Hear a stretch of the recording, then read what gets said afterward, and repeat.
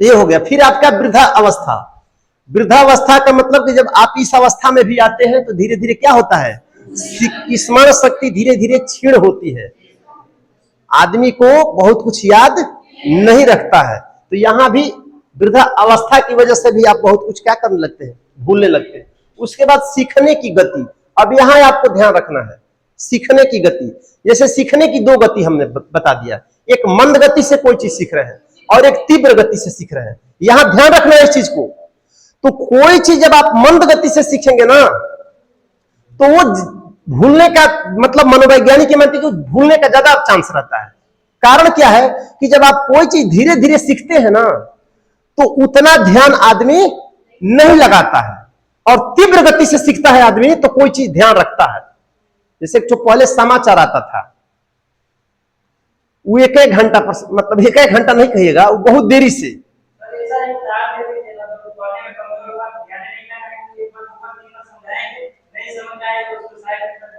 नहीं नहीं, यहाँ गति की बात है, स्पीड की बात है।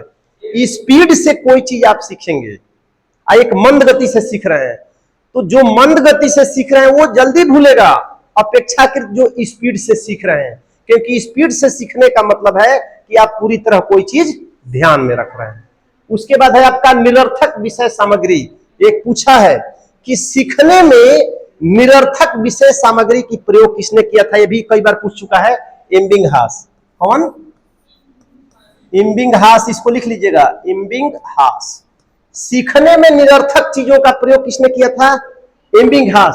तो निरर्थक विषय वस्तु का मतलब यह है कि कुछ चीजें सार्थक होता है, आपके जीवन में उसकी उपयोगिता है, और कुछ चीजें निरर्थक है। जैसे ऐसे समझिए ना, बीटीसी करने से पहले आपको मनोविज्ञान यदि पढ़ाया जाता तो उतना मन नहीं लगता, वो आपके लिए चूंकि निरर्थक था। तो जब उपयोगिता इसकी नहीं रहेगी तभी आदमी वो क्या करता है, धीरे धीरे भूल जाता है। ठीक है? या निरर्थक का मतलब बिना अर्थ का, जिसका कोई मतलब ही नहीं है, तो जब मतलब नहीं है वो भी चीज क्या करता है, धीरे धीरे भूल जाता है। तो यही कुछ पॉइंट है जो आपको क्या करता है, कोई भी चीज विस्मरण कराता है। यहां तक समझ में आ गया ना? तो समझ में आ गया तो